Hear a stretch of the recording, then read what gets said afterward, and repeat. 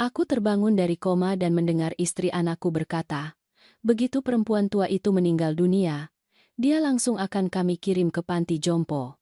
Aku pura-pura masih tak sadarkan diri.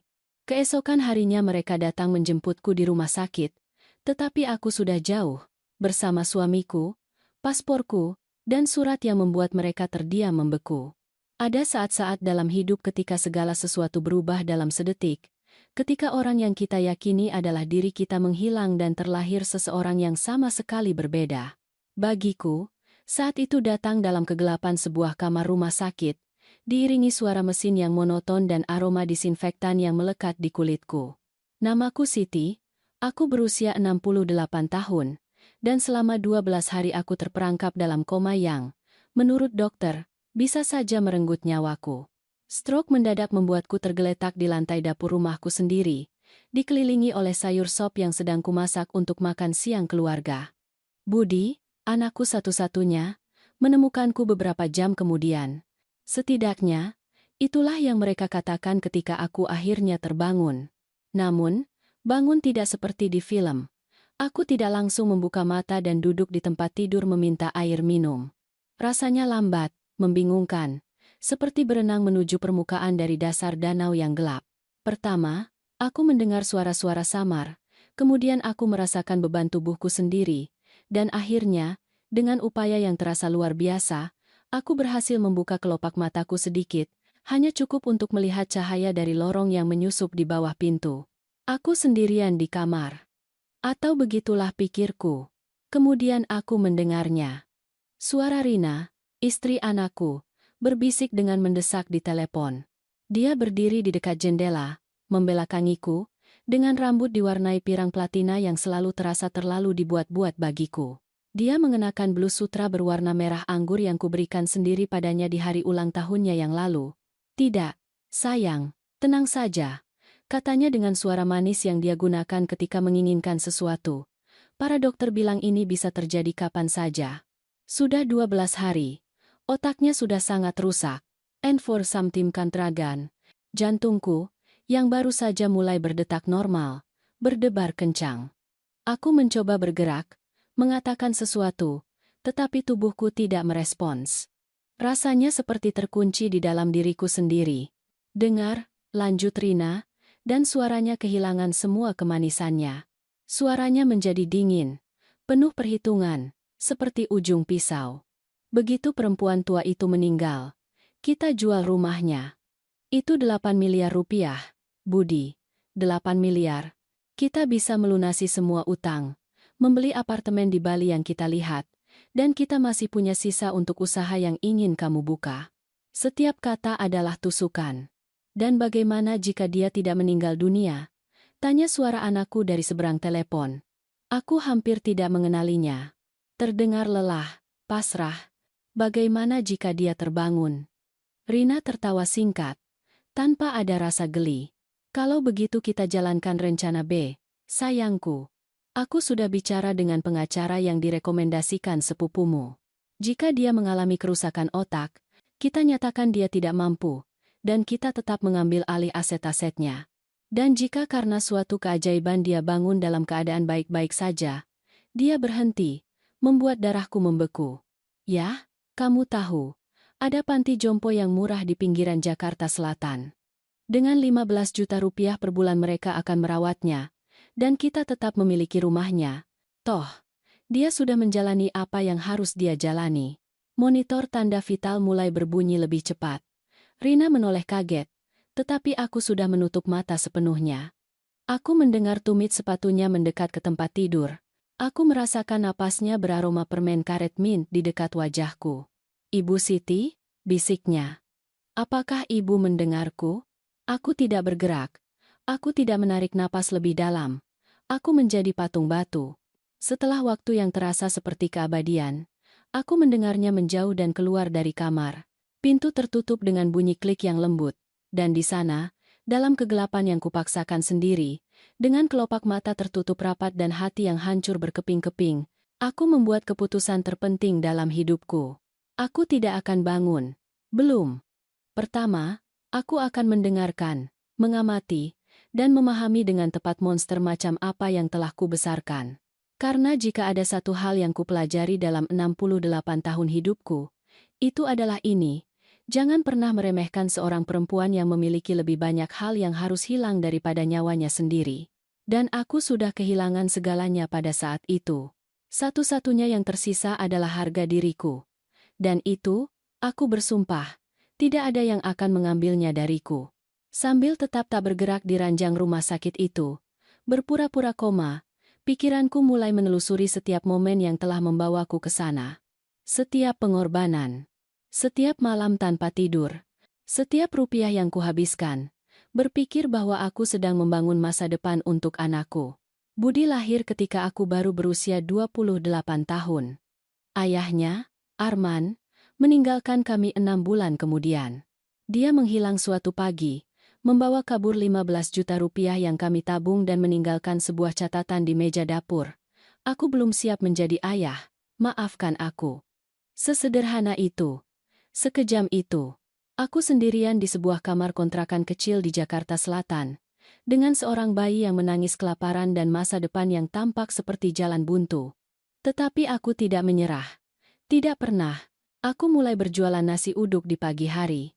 Aku bangun pukul 4 pagi, dengan Budi terikat di punggungku dalam selendang katun yang diberikan ibuku sebelum beliau meninggal dunia. Aku menyiapkan 50 bungkus nasi uduk, 50 porsi sate ayam. Aku menjualnya di pinggir jalan raya sebelum fajar menyingsing, ketika para pekerja bergegas menuju tempat kerja. Aku menghasilkan antara 300.000 hingga 450.000 rupiah setiap hari. Itu tidak banyak, tetapi cukup. Di sore hari aku membersihkan rumah. 3 rumah, dari Senin sampai Jumat. Lutut bengkak, tangan pecah-pecah karena cairan pembersih, punggung yang berderit setiap kali aku berdiri. Tetapi setiap kali Budi memelukku dan berkata, "Aku sayang ibu," setiap rasa sakit terasa sepadan.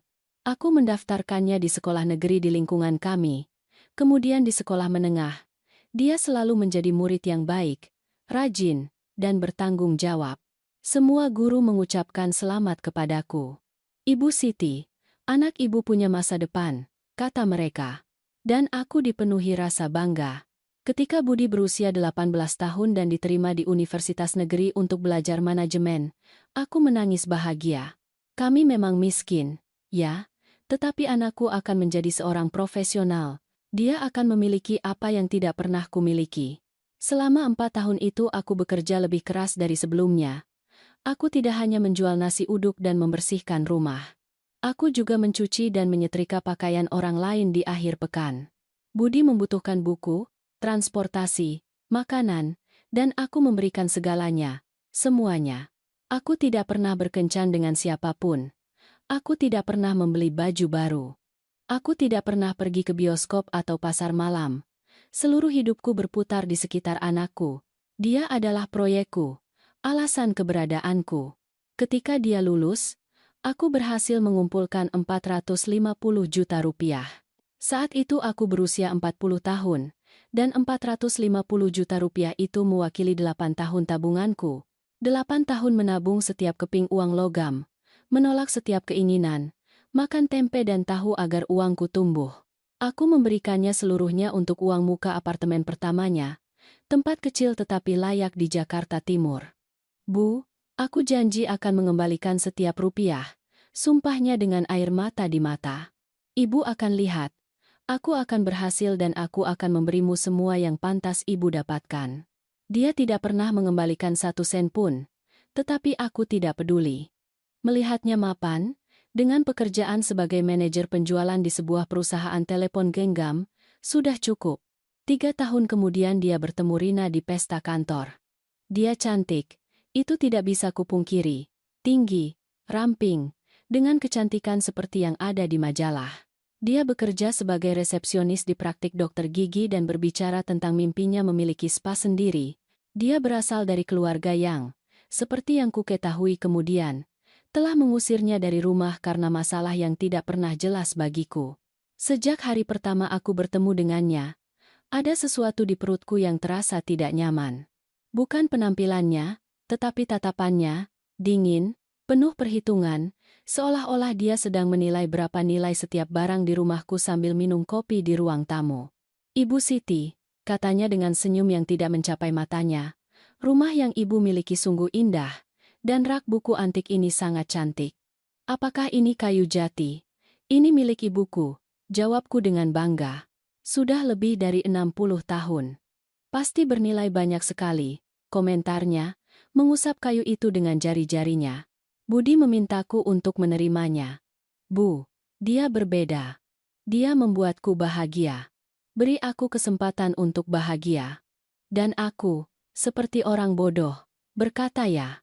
Mereka menikah 6 bulan kemudian. Dalam upacara sederhana yang kubayar, 95 juta rupiah untuk sewa gedung, makanan, gaunnya, dan setelan jasnya. Rina menginginkan pernikahan yang mewah, dan Budi tidak memiliki tabungan karena, seperti yang dia akui dengan malu, dia memiliki beberapa pengeluaran tak terduga dengan kartu kredit. Jangan khawatir nak, kataku sambil memeluknya. Untuk itulah ada seorang ibu. 1 tahun setelah pernikahan, Budi kehilangan pekerjaannya. Perusahaan menutup operasional di Indonesia. Dia mengalami depresi yang parah. Rina mulai menekannya, menuntut, mengancam akan meninggalkannya jika dia tidak segera mendapatkan pekerjaan. Bu, dia meneleponku suatu malam sambil menangis. Bisakah kami tinggal bersama ibu sebentar? Hanya sampai aku mendapatkan pekerjaan baru. Aku janji ini hanya sementara. Rumahku sederhana tetapi nyaman. 2 lantai di kawasan Bandung yang kubeli 15 tahun lalu dengan sedikit warisan yang ditinggalkan bibiku.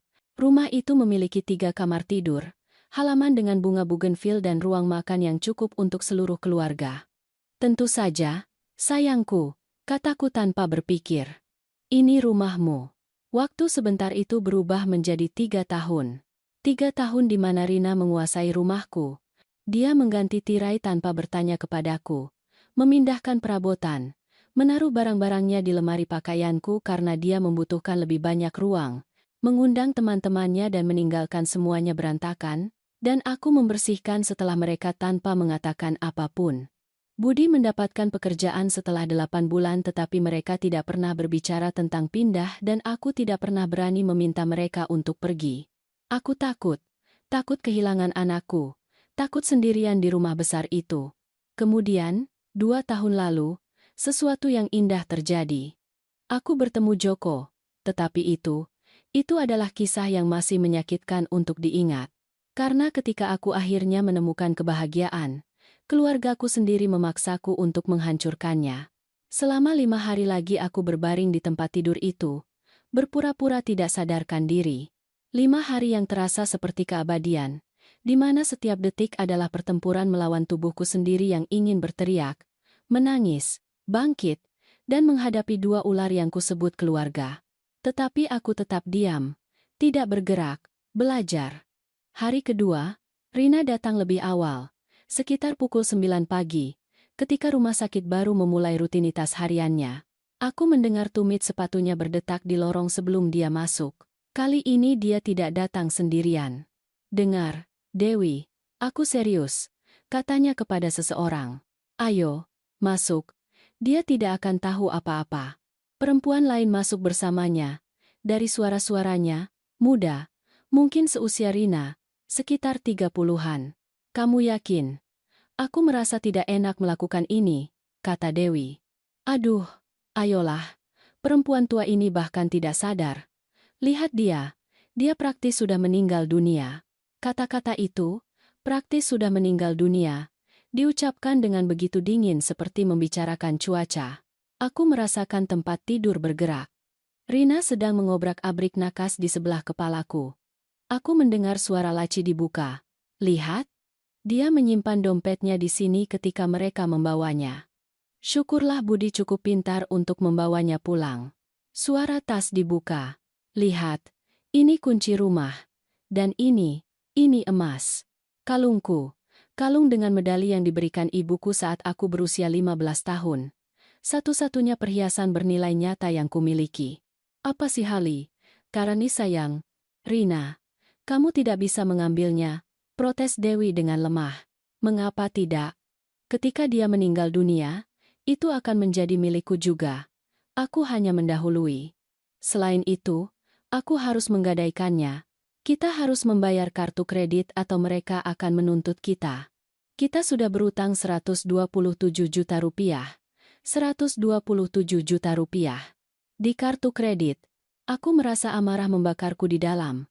Tetapi aku menjaga wajahku tetap tanpa ekspresi. Aku bahkan tidak menggerakkan kelopak mata. Dan lihat, lanjut Rina, sekarang dengan antusias, aku akan menunjukkan rumahnya melalui panggilan video.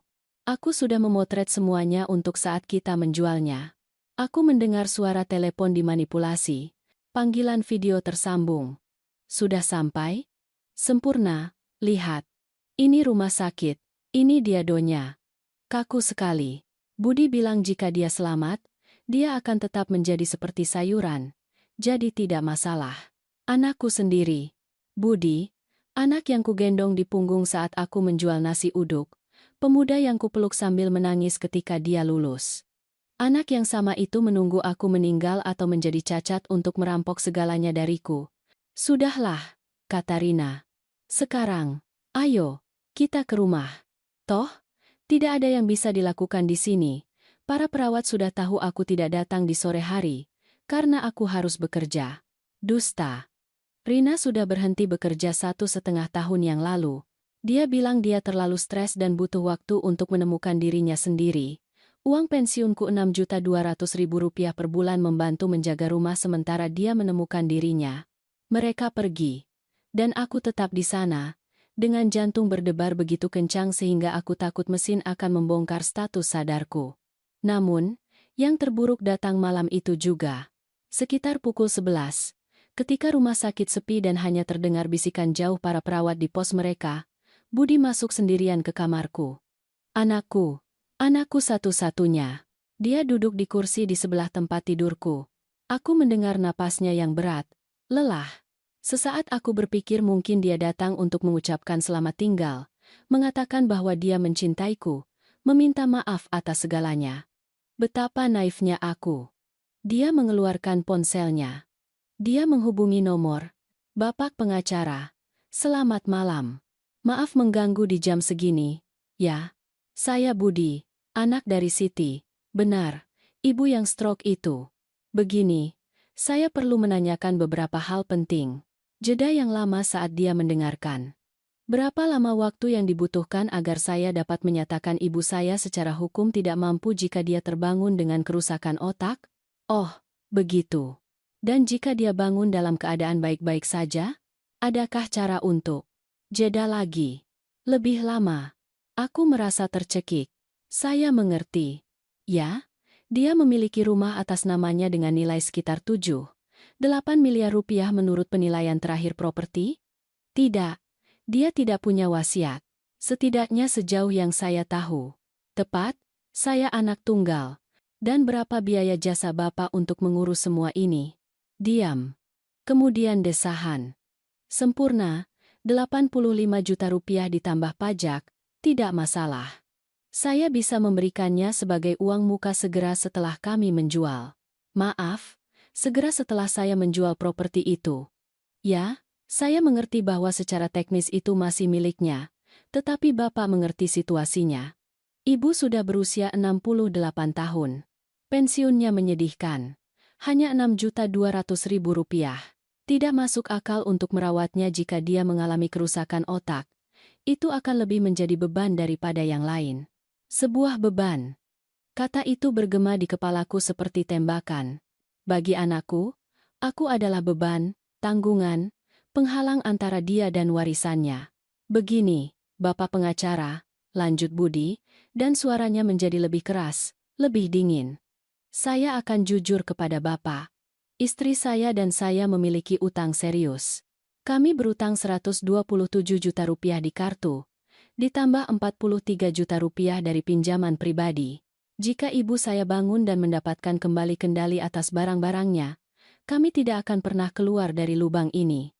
Dia, dulunya, terlalu mengendalikan uangnya. Dia tidak pernah benar-benar ingin membantu kami.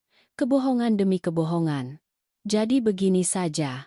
Bapak mulai menyiapkan surat-suratnya. Jika dalam waktu seminggu dia tidak bangun atau bangun dalam keadaan buruk, kita lanjutkan dengan ketidakmampuan hukum. Dan jika dia bangun dalam keadaan baik-baik saja, ya, kita akan menemukan solusi lain. Ada panti jompo murah tempat kita bisa memasukkannya. Dengan 15 juta rupiah per bulan mereka akan merawatnya. Dan kita mengambil alih rumahnya. Dia menutup telepon. Dia tetap duduk di sana beberapa menit lagi. Dalam keheningan. Kemudian aku mendengar sesuatu yang tidak akan pernah kulupakan. Aku mendengarnya menangis. Tetapi dia tidak menangis untukku. Dia menangis untuk dirinya sendiri, untuk situasinya, untuk utangnya. Maaf, Bu. Bisiknya akhirnya. Tetapi aku tidak tahan lagi. Rina benar. Ibu sudah hidup cukup lama.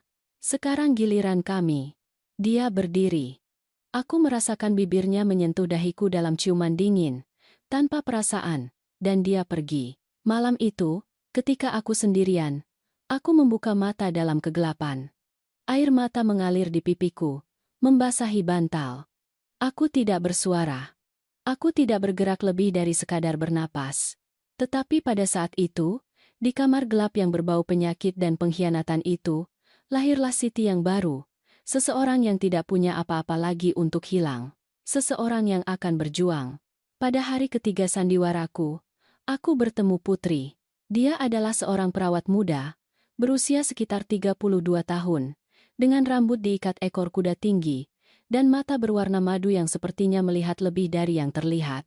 Dia mengenakan seragam hijau mint rumah sakit dan sepatu kets putih usang yang sedikit berderit di lantai.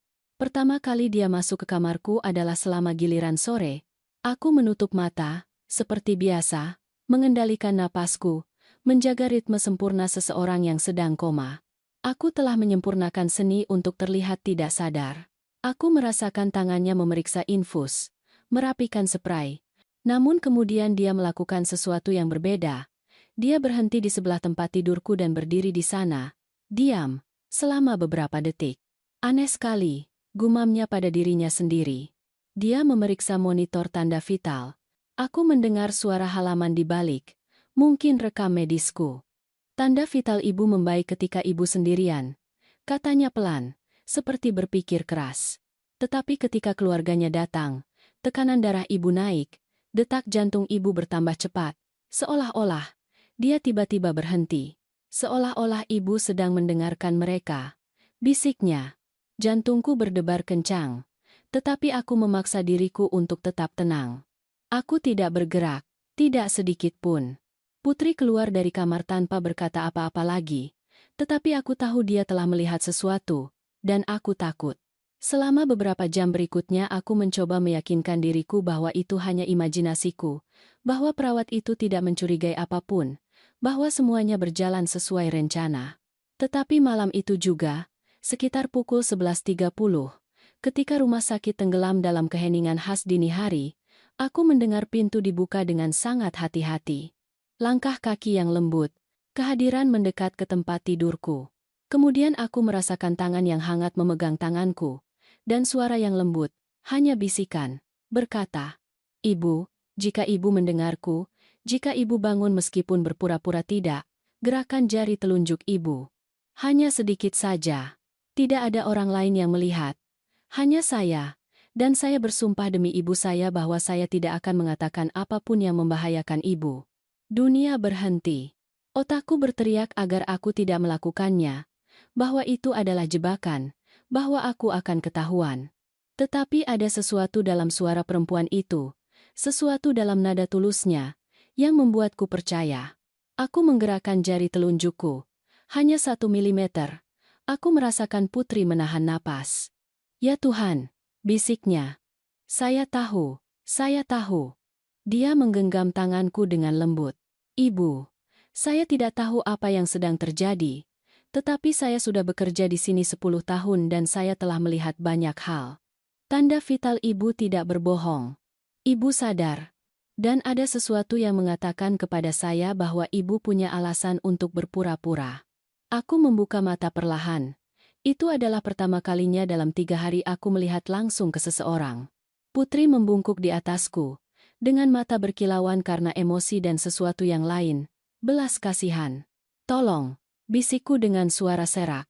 Tolong. Putri melihat ke pintu, memastikan tidak ada orang yang datang, lalu kembali menatapku. Ibu butuh apa? Apakah ibu dalam bahaya? Air mata mulai mengalir di wajahku. Aku tidak bisa menahannya lagi. Keluargaku, kataku dengan suara tercekat. Mereka menunggu aku meninggal dunia. Mereka ingin merampok segalanya dariku. Anakku. Anakku sendiri. Aku tidak bisa melanjutkan. Isak tangisku mencekikku. Putri memelukku. Begitu saja. Orang asing yang menjadi penyelamatku saat itu. Dia membiarkanku menangis di bahunya sambil membelai rambutku seperti yang akan dilakukan seorang anak perempuan. Tenang, Bu. Bernapas. Ibu aman. Saya akan membantu ibu. Mengapa? Tanyaku ketika aku sedikit tenang. Mengapa kamu membantuku? Kamu bahkan tidak mengenalku. Putri duduk di tepi tempat tidurku dan menatapku dengan kesedihan yang mendalam di matanya. Karena 5 tahun lalu, nenek saya mengalami hal serupa. Dia mengalami serangan jantung dan saat dia berada di rumah sakit ini, anak bungsunya, paman saya, mencoba membuatnya menandatangani beberapa surat untuk mengambil alih rumahnya. Mereka bilang itu adalah izin medis. Dia menandatanganinya karena dia percaya padanya. Dia menyeka air mata. Ketika dia keluar dari rumah sakit, dia tidak punya apa-apa lagi. Paman saya telah menjual rumahnya, mengambil tabungannya sebesar 320 juta rupiah, dan meninggalkannya tinggal di kamar kontrakan yang dia sewakan karena kasihan. Nenek saya meninggal dunia 2 tahun kemudian. Karena kesedihan, lebih dari yang lain. Dia memegang tanganku lagi. Saya tidak akan membiarkan hal yang sama terjadi pada ibu. Katakan apa yang ibu butuhkan dan saya akan membantu ibu. Tetapi ibu harus percaya pada saya. Dan begitulah Putri menjadi sekutuku. Malaikat penjagaku. Selama 2 hari berikutnya, dia menjadi mata dan telingaku. Dia membawakan ponselku ketika Rina meninggalkannya di rumah. Dia membawakan pengisi daya yang tersembunyi di tasnya. Dia membantuku melakukan panggilan cepat ketika tidak ada orang lain di dekatnya. Menjaga pintu. Putrilah yang menceritakan apa yang dia dengar di lorong. Rina berbicara dengan seorang teman tentang perabotan rumahku. Rak buku jati antik bisa dijual seharga 120 juta rupiah dengan mudah. Ada penjual barang antik di sana yang membayar mahal. Dan peralatan makan milik ibu mertuaku. Itu barang koleksi. Setiap potong bernilai sekitar 15 juta rupiah. Dan ada setidaknya 30 potong. Putrilah yang menyadap percakapan telepon Budi. Ya, Bapak pengacara, saya sudah bicara dengan penilai. Rumah itu bisa dijual seharga 7,8 miliar rupiah jika kita menjualnya dengan cepat. Itu sangat murah karena lokasinya bagus. Biasanya akan bernilai lebih, tetapi kita butuh uang tunai segera. Dan putrilah yang memberiku dorongan terakhir yang kubutuhkan. Ibu Siti, katanya suatu malam, ketika dia membantuku melatih kaki agar aku mendapatkan kembali kekuatan. Ibu tidak berutang apapun kepada mereka. Sama sekali tidak. Saya tahu dia anak ibu, dan itu menyakitkan. Tetapi anak yang merencanakan ini bukanlah anak. Dia adalah orang asing dengan darah ibu. Aranama Johan Gastalaria. Tetapi dia adalah satu-satunya yang kumiliki. Bisikku dengan suara serak. Tidak. Jawabnya dengan tegas. Ibu memiliki diri sendiri. Harga diri ibu. Hidup ibu. Dan 68 tahun yang ibu jalani dengan usaha dan pengorbanan, itu milik ibu dan tidak ada yang bisa mengambilnya, bahkan dia sekalipun. Malam itu aku membuat keputusan paling sulit dalam hidupku. Putri, kataku. Aku butuh kamu membantuku dengan sesuatu yang lebih, sesuatu yang besar. Dia menatapku dengan tekad. Katakan apa yang ibu butuhkan. Aku harus keluar dari sini tanpa ada yang tahu. Dan aku harus melakukannya dengan cepat, sebelum terlambat. Putri mengangguk perlahan. Apakah ibu punya tempat tujuan? Apakah ibu punya seseorang yang bisa membantu ibu? Aku menutup mata. Sebuah gambar muncul di benakku. Wajah yang telah kucoba lupakan selama 2 tahun terakhir. Seorang pria dengan mata coklat muda dan senyum tulus yang membuatku merasa hidup kembali. Ya, bisikku. Kurasa begitu. Kumasirha. Jankara Nambrima, kalau begitu katakan namanya, kata Putri sambil mengeluarkan ponselnya, dan saya akan meneleponnya. Aku menarik napas dalam-dalam. Sekarang atau tidak sama sekali. Joko Villanueva. Nomornya pasti ada di ponselku. Di kontak favorit. Putri mencari nama itu dan menemukannya. Dia memberiku telepon dengan tangan gemetar. Aku menelepon. 3 kali berdering. 4. Aku pikir dia tidak akan menjawab. Kemudian aku mendengar suaranya. Halo. Dan setelah 2 tahun keheningan paksa, 2 tahun merindukannya setiap malam, 2 tahun menyesal karena memilih persetujuan anakku daripada kebahagiaanku sendiri, aku berkata, Joko, ini aku, ini Siti, dan aku butuh kamu. Joko Villanueva masuk ke dalam hidupku tepat 2 tahun 4 bulan yang lalu, di tempat yang begitu biasa sehingga mustahil rasanya ada sesuatu yang luar biasa dimulai di sana. Pasar tradisional, pada hari Minggu pagi di kota kecil di Jawa, aku sedang membeli cabai ketika kami bertabrakan. Secara harfiah, dia datang sambil melihat daftar belanjaannya dan aku terburu-buru mencoba meraih nanas termanis. Tasku jatuh, cabai berguling di lantai, dan kami berdua membungkuk pada saat yang sama untuk mengambilnya. Tangan kami bersentuhan di atas cabai yang sama. Maaf, Bu, katanya dengan senyum yang menerangi seluruh wajahnya. Saya berjalan seperti kerbau tanpa tali, melihat kemana-mana kecuali tempat saya berjalan. Aku tertawa. Sudah lama sekali aku tidak tertawa seperti itu.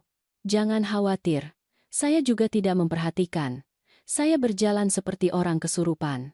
Arangari, Pungkangkanka, Karankanka, kami berdiri pada saat yang sama. Dia berusia 71 tahun saat itu, tetapi terlihat kuat, vital. Rambut putih tersisir rapi ke belakang, mata koklat muda yang bersinar dengan kecerdasan, dan tangan besar seorang pekerja keras. Dia mengenakan kemeja batik lengan panjang berwarna gelap dan celana kain bersih. Dia terlihat baik, terawat. Bolehkah saya mentraktir ibu teh hangat? Tanyanya tiba-tiba, sebagai permintaan maaf karena hampir menjatuhkanku. Seharusnya aku berkata tidak. Seharusnya aku membuat alasan dan melanjutkan perjalananku. Tetapi ada sesuatu di matanya, sesuatu dalam senyum tulusnya, yang membuatku menerima. Kami berakhir di warung kopi di sudut, dengan 2 cangkir kopi dan sepiring kue basah yang dia bersikeras untuk membayarnya. Dan kami berbicara. Ya Tuhan, bagaimana kami berbicara? Dia bercerita bahwa dia menduda selama 3 tahun. Bahwa istrinya, Ayu, meninggal dunia karena sakit setelah 45 tahun pernikahan. Bahwa dia memiliki 2 anak perempuan yang tinggal di Surabaya dengan keluarga mereka sendiri dan mengunjunginya setiap 2 atau 3 bulan. Bahwa dia adalah seorang guru sekolah menengah sepanjang hidupnya, mengajar sejarah dan matematika. Bahwa sekarang dia hidup dari pensiunnya sebesar Rp12.400.000 per bulan dan dari beberapa tabungan yang dia simpan dengan hati-hati. Saya punya rumah kecil di Yogyakarta, katanya dengan mata bersinar karena emosi. Saya membelinya 15 tahun yang lalu, ketika saya masih bekerja. Itu kecil, tetapi memiliki taman yang indah tempat Ayu menanam bunga bugenvil ungu. Saya belum pernah ke sana sejak dia meninggal dunia. Saya takut pergi sendirian dan merasakan ketidakhadirannya di setiap sudut. Aku menceritakan kisahku. Tidak semuanya, tidak kali pertama itu, tetapi aku berbicara tentang Budi, bagaimana aku membesarkannya sendirian, pekerjaanku menjual nasi uduk, rumah yang kubeli dengan susah payah. Ibu adalah wanita yang sangat kuat, katanya sambil memegang tanganku di atas meja. Itu terlihat di mata ibu, dalam cara ibu berbicara tentang hidup ibu. Tidak banyak orang yang bisa mengatakan bahwa mereka membangun sesuatu dari nol. Teh hangat itu berubah menjadi 2, lalu menjadi jalan-jalan di pasar, lalu menjadi perpisahan dengan janji untuk bertemu minggu depan, dan begitulah semuanya dimulai. Selama 6 bulan, Joko dan aku bertemu setiap hari Minggu. Kami pergi ke pasar, berjalan-jalan di taman, mengunjungi museum kecil, makan sate ayam di warung pinggir jalan. Dia memberiku bunga yang dia beli di pasar, selalu bunga matahari karena aku pernah bilang aku menyukainya. Aku memasak nasi uduk untuknya dan membawanya dalam wadah karena dia mengaku merindukan masakan rumahan. Tidak ada yang terburu-buru dalam hubungan kami, tidak ada ketergesaan. Itu adalah persahabatan yang perlahan berubah menjadi sesuatu yang lebih dalam tanpa kami sadari. Suatu hari, setelah 8 bulan bertemu, Dia menciumku. Itu terjadi di bawah pohon yang rindang, dengan bunga-bunga ungu berjatuhan di atas kami seperti konfeti. Dan dalam ciuman itu aku merasakan sesuatu yang kupikir telah hilang selamanya. Harapan. Siti, katanya sore itu, dengan suara bergetar karena emosi. Aku tahu kita berdua sudah tua. Aku tahu hidup sudah memberi kita pukulan. Tetapi aku ingin bersamamu. Bukan sebagai teman. Aku ingin bangun setiap pagi, tahu bahwa aku bisa meneleponmu, melihatmu, memelukmu. Aku ingin kamu menjadi pendamping hidupku. Aku menangis bahagia. Pada usia 66 tahun, aku pikir cinta romantis adalah sesuatu yang tidak lagi menjadi bagianku, dan di sana ada pria luar biasa ini memintaku untuk membangun sesuatu bersama. Ya, jawabku. Ya, aku ingin bersamamu. Malam itu aku menceritakannya kepada Budi. Aku pikir dia akan senang untukku. Aku pikir dia akan mengerti bahwa ibunya juga berhak untuk bahagia. Aku benar-benar salah. Pacar, kata Budi dengan nada yang tidak pernah kudengar sebelumnya. Olok-olok bercampur dengan penghinaan. Bu, tolong. Ibu sudah 66 tahun. Tidakkah ibu pikir ibu terlalu tua untuk hal-hal konyol itu? Itu bukan hal konyol, nak. Joko adalah pria yang baik. Dia sopan, pekerja keras, punya rumah sendiri, punya penghasilan sendiri. Etun jarujan, arbang kamana, keminandannya di Pudanjera. Ah, tentu saja, selarina dari sofa, bahkan tanpa mengangkat pandangannya dari ponselnya. Dia pasti mengincar rumah ibu, Siti. Begitulah semua orang tua sendirian. Mereka mencari seorang janda dengan properti agar tidak mati dalam kemiskinan. Itu tidak benar, jawabku, merasakan amarah naik di tenggorokanku. Joko punya pensiunnya sendiri, rumahnya sendiri di Yogyakarta. Rumah di Yogyakarta, ejek Budi. Sungguh mengesankan. Pasti hanya kamar kecil dari tanah liat. Bu, gunakan pikiran ibu. Pria itu sedang memanfaatkan ibu.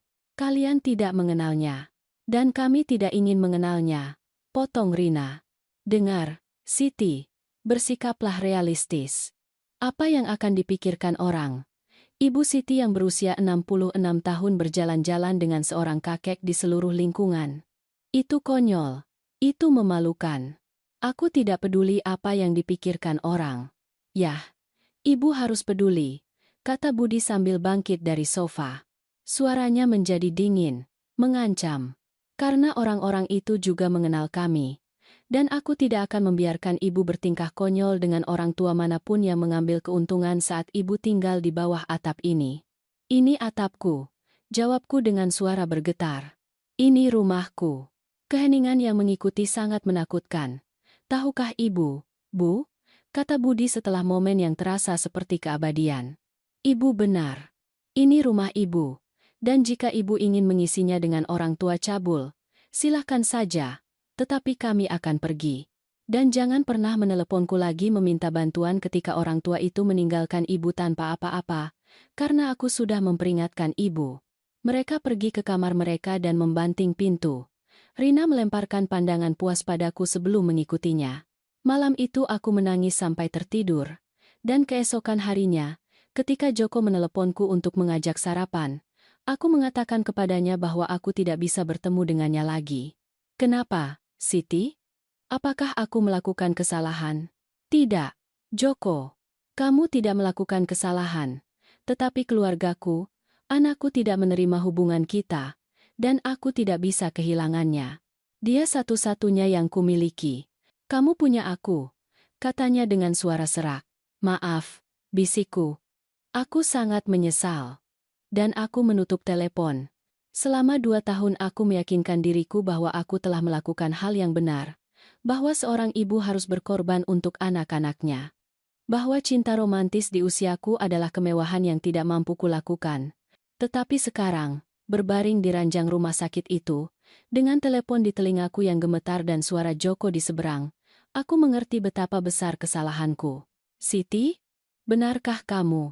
Ya Tuhan! Aku pikir. Mereka bilang kamu koma. Kamu baik-baik saja. Kamu di mana? Aku di rumah sakit umum pusat, Joko. Dan aku butuh bantuanmu. Tolong. Aku harus keluar dari sini sebelum terlambat. Aku akan ke sana sekarang juga. Jangan. Aku memotongnya. Kamu tidak bisa datang begitu saja. Budi dan Rina tidak boleh tahu bahwa aku sadar. Mereka menunggu aku meninggal dunia untuk mengambil alih rumahku. Segalanya. Diam di seberang. Lalu napas dalam-dalam. Katakan apa yang kamu butuhkan, sayangku. Apapun itu. Dan di sana, dengan Putri memegang tanganku dan Joko mendengarkan dengan penuh perhatian di telepon, kami mulai merencanakan pelarianku. Kesempatan keduaku. Balas dendam diam-diamku. 2 hari berikutnya adalah yang paling intens dalam hidupku. Sementara aku tetap tak bergerak di ranjang itu. Berpura-pura koma, Joko, Putri, dan aku mengordinasikan setiap detail pelarianku seolah-olah kami adalah mata-mata dalam sebuah film. Tetapi sebelum aku bisa pergi, aku perlu tahu persis apa yang mereka rencanakan. Aku butuh bukti. Aku perlu memahami besarnya pengkhianatan untuk dapat melindungi diriku secara hukum. Pada hari keempat, Rina datang lebih awal dari biasanya. Baru pukul 8 pagi. Dia ditemani seorang pria yang tidak kukenal. Dari cara bicaranya, sopan tetapi penuh perhitungan, aku langsung tahu bahwa itu adalah pengacara. Bapak pengacara, silakan masuk, kata Rina dengan suara manis yang dia gunakan ketika ingin membuat kesan. Lihat, itu dia, 12 hari seperti ini, tanpa bergerak. Para dokter bilang meskipun dia bangun, dia mungkin akan mengalami kerusakan otak parah. Evalina Majari, Kremaranda Duaramor. Apakah para dokter mengatakan itu secara spesifik? Tanya pengacara. Yah, tidak dengan kata-kata yang persis sama, tetapi Bapak mengerti maksudnya. Seorang wanita berusia 68 tahun dengan stroke sekuat itu. Bapak tahu bagaimana hal-hal ini terjadi. Aku mendengar suara kertas dimanipulasi. Sebuah kursi didorong mendekat ke tempat tidurku. Ibu Rina, saya mengerti urgensinya, tetapi saya perlu bersikap jelas dengan ibu dan suami ibu. Jika Ibu Siti bangun dengan kemampuan utuh, tidak ada cara hukum untuk mengambil alih propertinya tanpa persetujuannya. Tetapi jika dia bangun dengan kerusakan otak, maka ya, tanya Rina dengan nada yang hampir penuh harap yang membuat perutku mual. Dalam hal itu, suami ibu, sebagai anak tunggal, dapat mengajukan pernyataan ketidakmampuan. Prosesnya memakan waktu antara 3 sampai 6 bulan, dan memerlukan evaluasi medis yang konstan. Saya bisa mempercepatnya, tetapi saya tidak bisa mengarang diagnosis yang tidak ada. Dan berapa biaya semua itu? Honorarium saya adalah 85 juta rupiah ditambah pajak. Itu termasuk semua prosedur hukum, penampilan di depan hakim dan dokumentasi yang diperlukan agar suami ibu dapat mengambil alih rumah dan rekening bank. 85 juta rupiah. Untuk merampok hidupku. Sempurna. Kata Rina tanpa ragu. Suamiku akan segera mentransfer uang muka. Benar, sayang?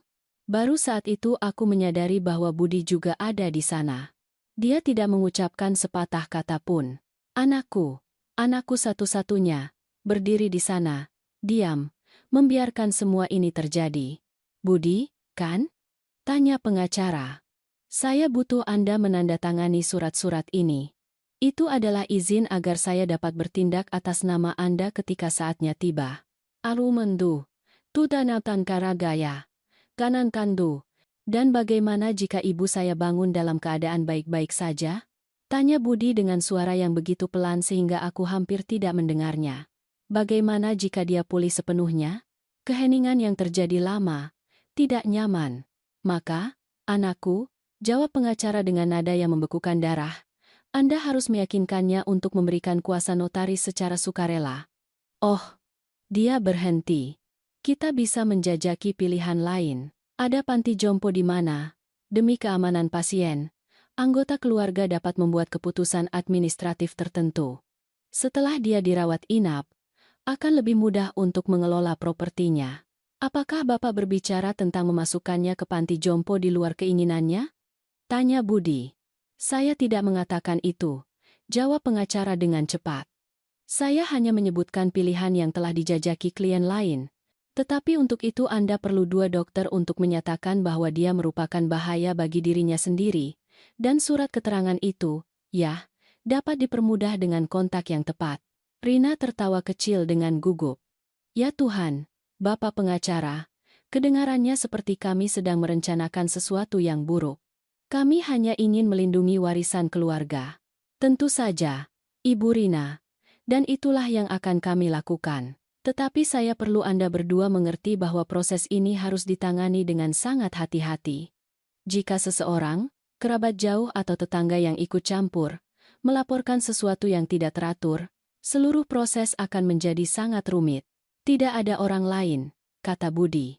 Ibu saya tidak punya saudara kandung yang hidup. Orang tuanya meninggal dunia bertahun-tahun yang lalu dan dia tidak punya teman dekat. Dia selalu sangat penyendiri. Dusta. Aku punya teman-teman dari pasar, tetangga tempat aku minum kopi, sekelompok ibu-ibu tempat aku pergi untuk acara keluarga. Tetapi Budi dan Rina telah mengatur untuk menjauhkanku dari mereka semua sedikit demi sedikit selama 3 tahun terakhir ini. Sempurna, kata pengacara. Maka tidak akan ada masalah. Sekarang izinkan saya menjelaskan tentang penjualan properti itu. Setelah kita mendapatkan kendali hukum, kita dapat segera memasarkannya. Saya punya klien yang mencari rumah persis seperti itu. Dia bersedia membayar 7,8 miliar rupiah tunai, tanpa perantara, menutup operasi dalam waktu kurang dari sebulan. 7,8, tanya Rina. Bukankah rumah itu bernilai sekitar 9 miliar rupiah? Secara teknis ya, menurut penilaian properti. Tetapi dalam penjualan cepat, tanpa pemilik hadir untuk bernegosiasi, biasanya ada kerugian antara 10 hingga 15% dari nilai. Selain itu, klien saya akan membayar tunai. Itu bernilai emas di masa sekarang. Dan dari 7,8 miliar rupiah itu, berapa banyak yang akan Bapak ambil?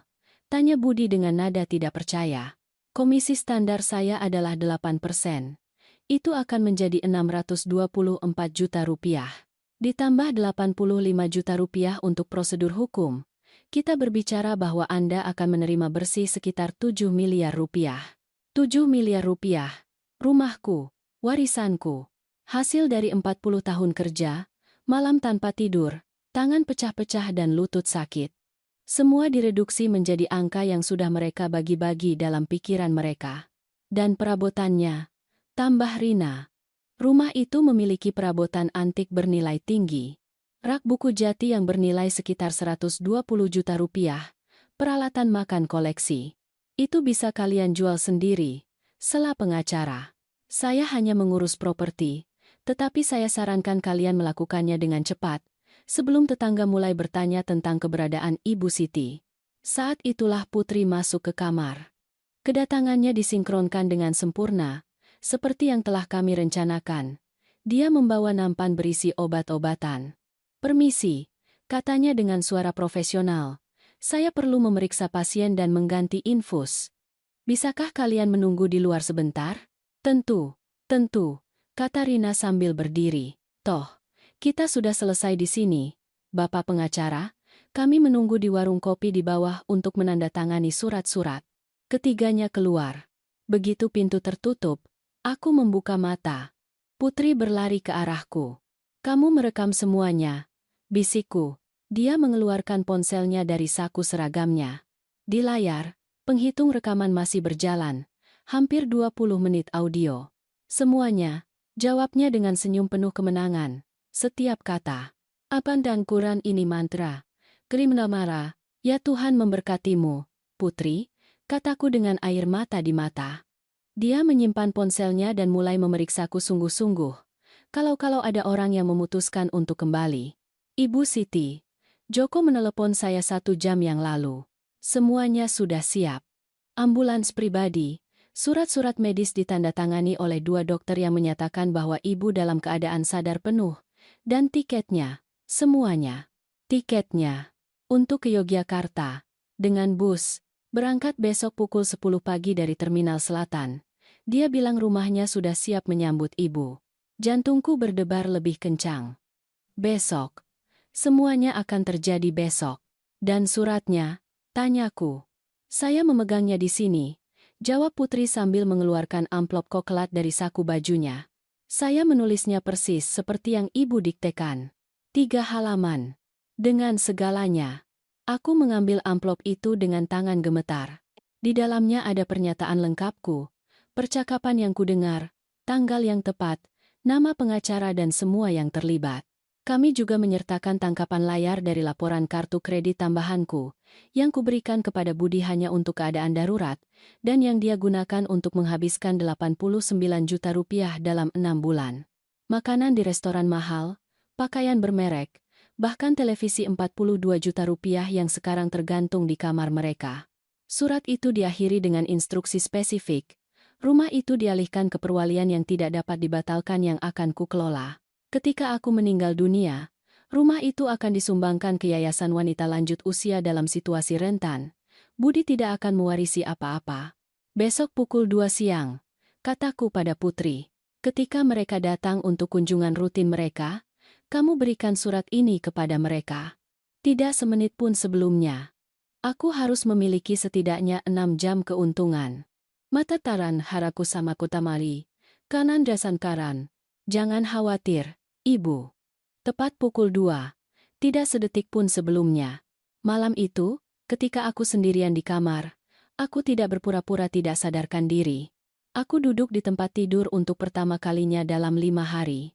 Seluruh tubuhku sakit, tetapi itu adalah rasa sakit yang mengingatkanku bahwa aku hidup. Aku menghubungi nomor Joko dari ponsel Putri. Siti, bawa aku keluar dari sini besok, sayangku. Kataku dengan suara tegas. Aku tidak tahan lagi. Aku tidak ingin terus berpura-pura. Aku akan berada di sana pukul 6 pagi. Ambulans, surat-surat, semuanya. Dan, Siti, ya? Aku seharusnya tidak pernah melepaskanmu 2 tahun lalu. Kali ini, tidak ada yang akan memisahkan kita. Aku janji. Aku menutup telepon dan berbaring lagi di tempat tidur, menatap langit-langit putih rumah sakit. Dalam waktu kurang dari 12 jam, hidupku akan berubah selamanya. Untuk pertama kalinya dalam bertahun-tahun, aku tidak takut, aku punya harapan. Tetapi sebelum aku bisa melaksanakan pelarianku, takdir telah menyiapkan satu tusukan terakhir untukku, yang hampir membuatku berubah pikiran, yang menunjukkan kepadaku dengan sangat jelas bahwa anak yang telah kubesarkan tidak ada lagi. Malam itu juga, sekitar pukul 10, ketika rumah sakit tenggelam dalam keheningan berat yang hanya ada di lorong-lorong tempat orang-orang berjuang antara hidup dan mati, Budi kembali. Dia datang sendirian. Aku mendengar langkah kakinya terseret di lorong. Lambat, lelah, dia masuk ke kamar dan menutup pintu dengan hati-hati, seolah tidak ingin mengganggu siapapun.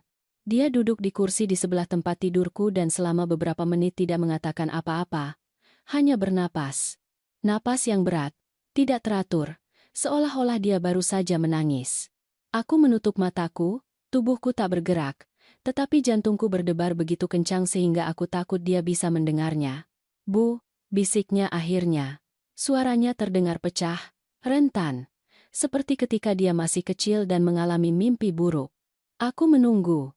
Aku ingin percaya bahwa dia datang untuk meminta maaf, bahwa dia telah berubah pikiran, bahwa anak yang baik, yang ku kenal, yang kupeluk sambil menangis ketika dia lulus dari universitas, masih ada di suatu tempat di dalam pria berusia 40 tahun yang duduk di sebelah tempat tidurku. Aku tidak tahu apakah ibu mendengarku, lanjutnya. Para dokter bilang mungkin tidak, bahwa otak ibu sangat rusak. Tetapi aku harus mengatakan ini juga. Dia berhenti lama. Aku mendengar suara tangannya mengusap wajahnya. Aku lelah, Bu. Sangat lelah. Aku berusia 40 tahun dan aku tidak punya apa-apa. Tidak ada yang benar-benar milikku. Apartemen yang ibu bantu beliku hilangan 3 tahun lalu karena aku tidak bisa terus membayar cicilan. Kartu kredit sudah penuh. Aku berutang 127 juta rupiah yang tidak ada cara untuk kubayar. Rina menekanku setiap hari. Dia bilang aku pecundang, bahwa temannya menikah dengan pengusaha sukses sementara dia terjebak dengan orang yang tidak berguna yang bahkan tidak bisa menafkahinya. Suaranya tercekat. Dan dia benar.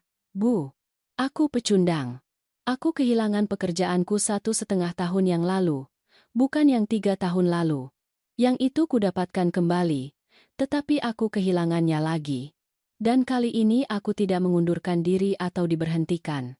Aku dipecat. Karena tidak masuk tanpa alasan, karena terlambat, karena kinerja rendah, aku dipecat seperti membuang sampah. Jantungku menciut. Aku tidak tahu apa-apa tentang itu. Tidak ada. Aku tidak mengatakannya karena aku malu. Aku bilang aku pergi bekerja setiap hari, tetapi sebenarnya aku menghabiskan waktu di taman, di warung kopi murah, melihat bagaimana waktu berlalu sampai tiba saatnya untuk pulang dan berpura-pura bahwa aku menjalani hari yang normal. Rina menyadarinya 6 bulan lalu. Dan alih-alih mendukungku, dia mengancam akan meninggalkanku jika aku tidak mendapatkan uang. Uang dari mana saja? Anakku. Anakku kecil. Menderita dalam diam saat aku memasak di dapur tanpa tahu apa-apa. Kemudian ide itu muncul di benak kami. Lanjutnya, dan suaranya berubah, menjadi lebih keras. Rumah ibu, Bu. Bernilai miliaran rupiah. Miliaran yang tidak ibu butuhkan. Ibu tinggal sendirian di rumah besar itu. Ibu punya pensiun yang hampir tidak ibu gunakan. Ibu tidak bepergian. Ibu tidak bersenang-senang. Ibu tidak punya kehidupan sosial. Ibu hanya hidup. Dan kami tenggelam. Aku merasa ada sesuatu di dalam diriku yang hancur. Rina bilang akan lebih mudah jika ibu tidak ada. Dan pada awalnya aku menolak. Aku bersumpah, Bu. Pada awalnya aku menolak. Tetapi kemudian aku mulai memikirkannya, menghitungnya. Ibu berusia 68 tahun. Secara statistik, ibu punya berapa tahun lagi? 10 tahun. Paling banyak 15 tahun. Dan dalam 10 atau 15 tahun itu, kami akan terus tenggelam dalam utang, dalam keputusasaan, dalam kemiskinan. Dia bangkit dari kursi. Aku mendengar langkah kakinya mendekati jendela. Dan kemudian ibu mengalami stroke. Dan hal pertama yang kupikirkan, Tuhan mengampuniku. Hal pertama yang kupikirkan adalah, ini adalah pertanda. Seolah-olah alam semesta mengatakan kepada kami bahwa ini adalah saatnya, bahwa waktu ibu telah tiba dan kesempatan kami telah datang. Air mata mulai mengalir di pipiku yang tertutup. Aku tidak bisa menahannya. Tetapi sekarang ibu ada di sini, di ranjang ini, dan aku tidak tahu harus berpikir apa, karena satu bagian dariku, bagian yang masih menjadi anak ibu, ingin ibu bangun.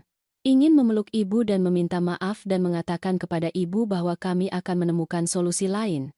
Tetapi bagian yang lain, bagian yang putus asa dan takut dan marah pada kehidupan, dia berhenti. Keheningan yang lama, mengerikan. Bagian itu ingin alam berjalan dengan sendirinya. Jantungku berhenti. Para dokter bilang ada 60% kemungkinan bahwa, jika ibu bangun, ibu akan mengalami kerusakan otak permanen. Bahwa ibu akan membutuhkan perawatan konstan. Rina bilang akan lebih baik untuk semua orang, termasuk untuk ibu, jika ibu tidak menderita seperti ini, bahwa jika ibu tidak bangun dalam beberapa hari ke depan, kami akan memberitahu para dokter untuk tidak melakukan resusitasi jika jantung ibu berhenti. Dia menandatangani hukuman matiku. Anakku sendiri baru saja menandatangani hukuman matiku. Aku sudah menandatangani surat-suratnya, Bu, bisiknya. Kemarin. Perintah untuk tidak melakukan resusitasi. Dokter bertanya kepadaku 3 kali apakah aku yakin dan aku bilang ya, bahwa ibu tidak ingin hidup seperti ini, bahwa ibu adalah wanita terhormat yang lebih suka meninggal daripada menjadi beban. Aku tidak bisa bernapas. Aku merasa tercekik. Maafkan aku, katanya akhirnya. Maafkan aku karena begitu lemah. Maafkan aku karena tidak menjadi anak yang pantas ibu dapatkan. Maafkan aku karena ini. Aku merasakan bibirnya menyentuh dahiku. Ciuman dingin, mekanis, hampa. Aku mencintai ibu, Bu. Pada suatu waktu, aku sangat mencintai ibu. Dan dia pergi. Aku tetap di sana, dalam kegelapan, dengan air mata membasahi bantal dan hati yang hancur berkeping-keping. Selama berjam-jam aku tidak bisa bergerak. Aku tidak bisa berpikir. Hanya merasakan rasa sakit yang mendalam itu, kekosongan yang luar biasa karena memahami bahwa anak yang telah kugendong di punggungku, yang telah kuberi makan dengan pengorbananku sendiri, yang telah kulindungi dari segala kejahatan, anak itu tidak ada lagi. Di tempatnya, ada orang asing. Seorang pria yang putus asa, ya? Seorang pria yang lemah, juga. Tetapi di atas segalanya, seorang pria yang mampu melihatku mati untuk menyelamatkan dirinya sendiri. Sekitar pukul 3 pagi, Ketika rasa sakit itu menjadi tak tertahankan, aku menghubungi nomor Joko dengan tangan gemetar. Siti? Ada apa? Kamu baik-baik saja? Tidak. Bisikku dengan suara serak. Aku tidak baik-baik saja. Tetapi aku harus keluar dari sini besok, Joko. Aku harus keluar sebelum terlambat. Semuanya sudah siap, sayangku. Pukul 6 pagi. Tidak. Aku memotongnya. Lebih awal. Pukul 5.30. Tolong. Apa yang terjadi, Siti? Kamu membuatku takut. Alanya Zira.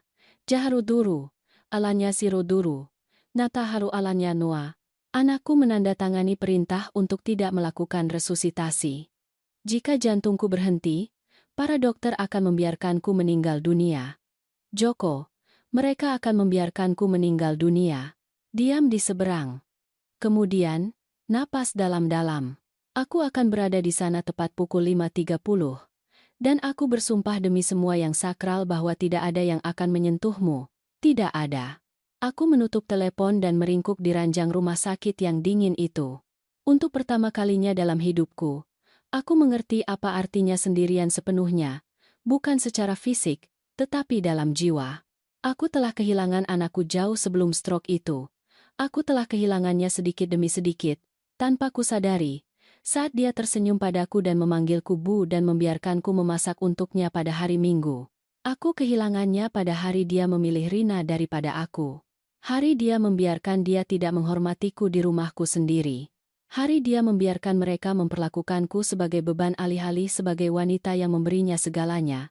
Dan sekarang, di kamar gelap ini, dengan suara mesin menandai setiap detak jantungku yang dikhianati, aku membuat keputusan. Aku bukan lagi ibunya. Aku tidak berutang apapun lagi padanya. Tidak cinta, tidak kesetiaan, tidak pengampunan. Mulai besok, Siti akan hidup untuk dirinya sendiri. Untuk pertama kalinya dalam 68 tahun, aku akan memilih diriku sendiri. Dan pilihan itu dimulai dengan pelarian. Alarm Putri berbunyi pukul 5 pagi. Bukannya kami membutuhkannya. Tak satu pun dari kami yang benar-benar tidur.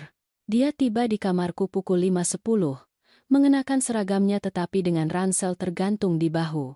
Wajahnya menunjukkan ketegangan dari apa yang akan kami lakukan. Siap, Ibu Siti, bisiknya sambil mengunci pintu. Siap, jawabku, meskipun suaraku bergetar. Putri mengeluarkan pakaian dari ranselnya. Celana olahraga abu-abu, jaket hoodie, sepatu kets olahraga. Tidak ada yang mencolok, tidak ada yang menarik perhatian. Ibu harus berpakaian cepat. Joko akan tiba dalam 15 menit. Aku bangkit dari tempat tidur. Kakiku gemetar pada awalnya, setelah berhari-hari tidak benar-benar menggunakannya. Putri memegang lenganku. Tenang. Pelan-pelan. Aku berpakaian dengan tangan canggung. Setiap gerakan adalah upaya, tetapi adrenalin membuatku fokus. Putri membantuku memakai sepatu kets, mengikat rambutku ekor kuda dan mengenakan hoodie padaku. Selesai. Sekarang ibu terlihat seperti pulang setelah menjenguk kerabat. Pukul 5.25, ponsel Putri bergetar. Sebuah pesan dari Joko. Aku di tempat parkir, ambulans putih. Plat NVX 4782. Menunggu.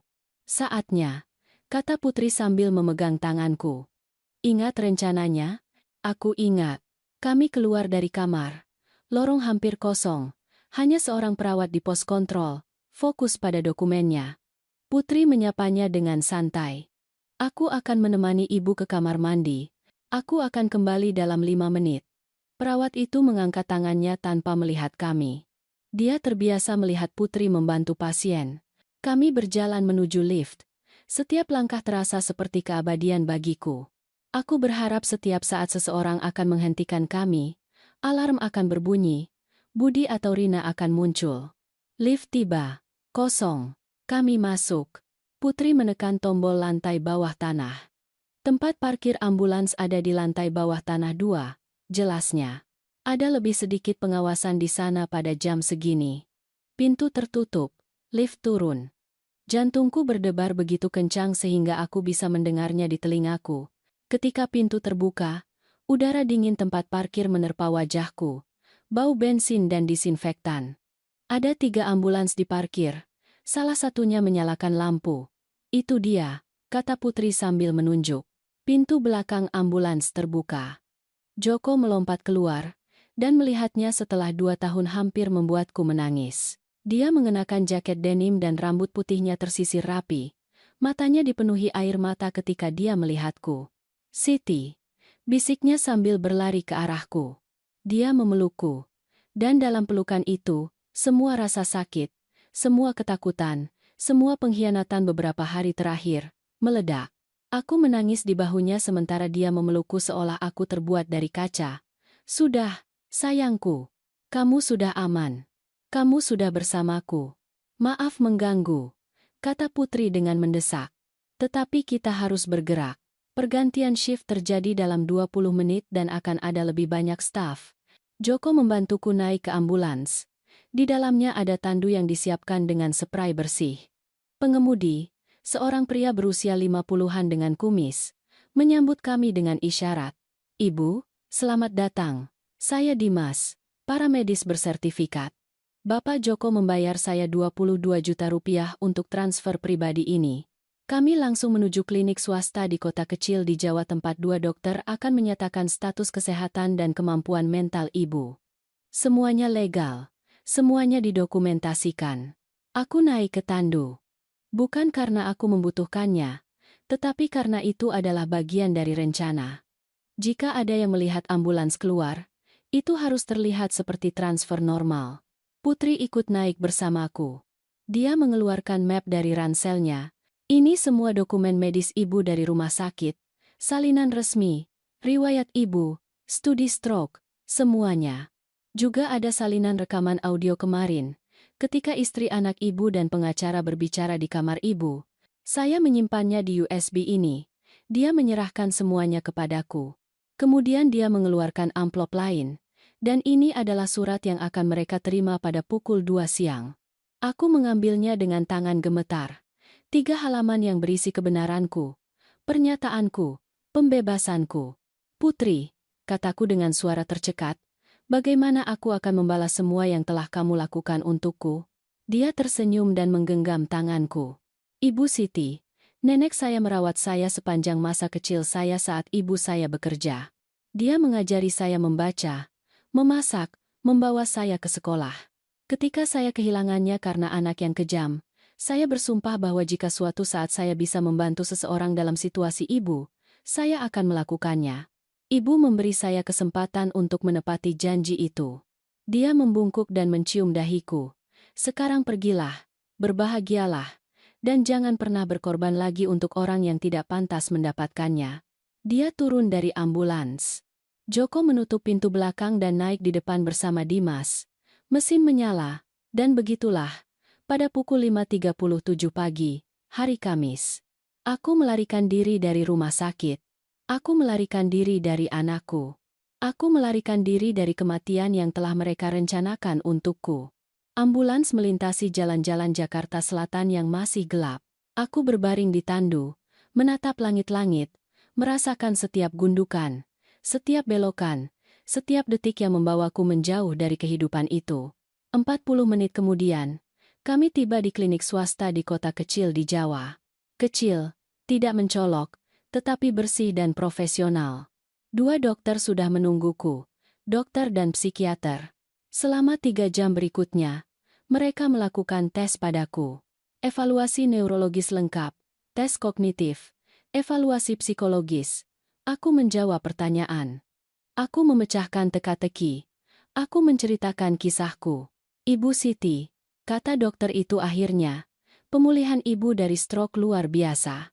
Tidak ada bukti kerusakan otak permanen, ingatan, penalaran, dan kemampuan kognitif ibu utuh. Ibu sepenuhnya sadar akan kemampuan mental ibu.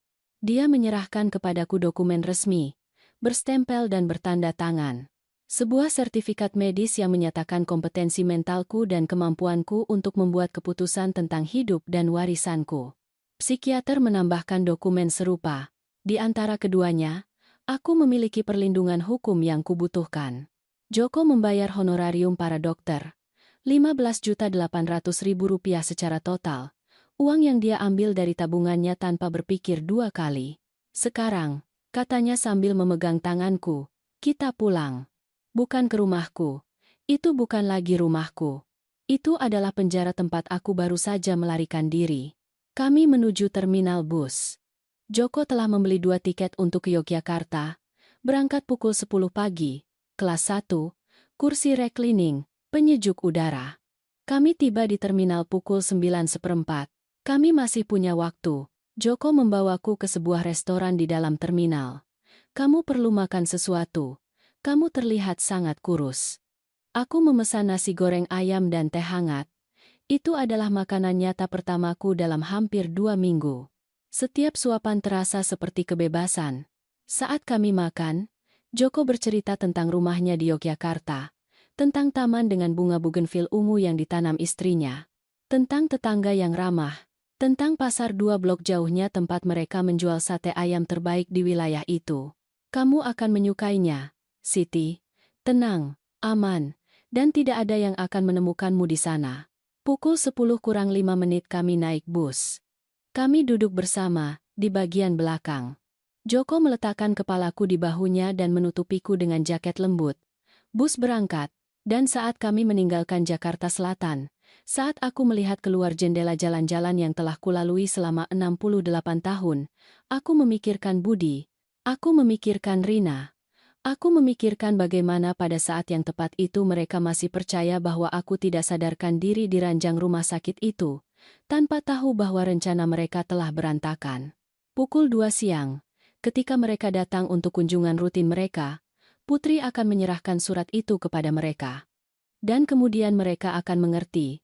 Mereka akan mengerti bahwa perempuan tua yang ingin mereka bunuh, ibu yang mereka anggap sudah meninggal, wanita yang mereka anggap sebagai beban, wanita itu telah menang. Aku tertidur di bahu Joko, dengan gerakan bus menggoyangkanku seperti lagu pengantar tidur. Dan untuk pertama kalinya dalam berminggu-minggu aku tidur dengan damai, karena akhirnya, setelah sekian lama, aku pulang ke rumahku yang sebenarnya. Tepat pukul 2:04 siang ketika Rina dan Budi masuk ke kamar 407 Rumah Sakit Umum Pusat. Aku tahu, karena Putri menceritakannya kepadaku setelah itu, dengan detail, dalam panggilan telepon yang dia lakukan padaku malam itu juga. Menurut ceritanya, Rina datang berpakaian seolah-olah akan pergi ke pesta. Blus satin berwarna merah muda, celana putih ketat, sepatu high heels. Budi datang diam, dengan mata cekung, mengenakan pakaian yang sama dengan hari sebelumnya. Dan sekarang, tanya Rina saat melihat tempat tidur kosong, di mana dia? Putri berdiri di sebelah jendela, dengan amplop coklat di tangannya. Ibu Siti Moreno telah keluar dari rumah sakit pagi ini pukul 5:30. Keheningan yang terjadi sungguh mutlak.